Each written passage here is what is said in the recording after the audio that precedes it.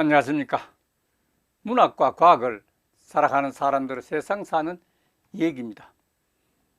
오늘은 조선비즈 김문수표 첫걸음 계좌 1인당 2,400만원 지원 예산 최소 30조 필요한데, 이런 주제로 말씀드릴까 합니다.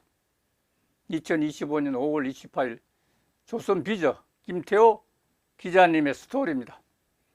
김문수표 첫걸음 계좌 1인당 정부 지원금 최대 2,400만원 지원, 예산 최소 30조 원 필요한데 정부의 재정지원 우려 속에 형평성 우려도 챙겨야 한다는 해석입니다.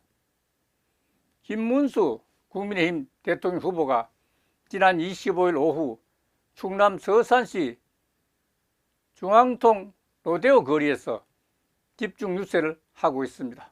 김문수 국민의힘 대선 후보가 아동 청소년을 위한 자산 형성 정책을 공약으로 내걸었습니다. 청년 도약 계좌 등 이전 정부가 출시한 정책금융의 수혜층을 넓혀서 표심을 사로잡겠다는 취지입니다. 이번에도 쟁점은 재정 건전성 문제입니다. 소요 예산이 적게는 30조 원, 많게는 90조 원 가까이 필요할 것으로 추산됩니다. 정부 부처의 1년 예산과 맞먹는 수준입니다. 28일 정치권에 따르면 국민의힘은 지난 26일 21대 대통령 선거 정책 공약집을 공개했습니다. 국민의힘은 이 공약집에 출산 육아 부분 주요 공약 중 하나로 우리 아이 첫걸음 계좌를 내세웠습니다. 첫걸음 계좌는 태어나서 17세 가입자가 매월 적금 계좌에 돈을 부으면 정부가 같은 돈을 지원금으로 주는 상품입니다.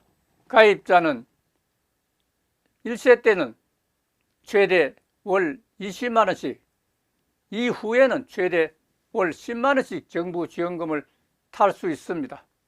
가입자가 1세 때 매달 20만원씩, 이후 10만원씩 저축한다면 18년 만기 후 원금이 2,400만원에 정부 지원금 2,400만원을 추가로 챙길 수 있습니다.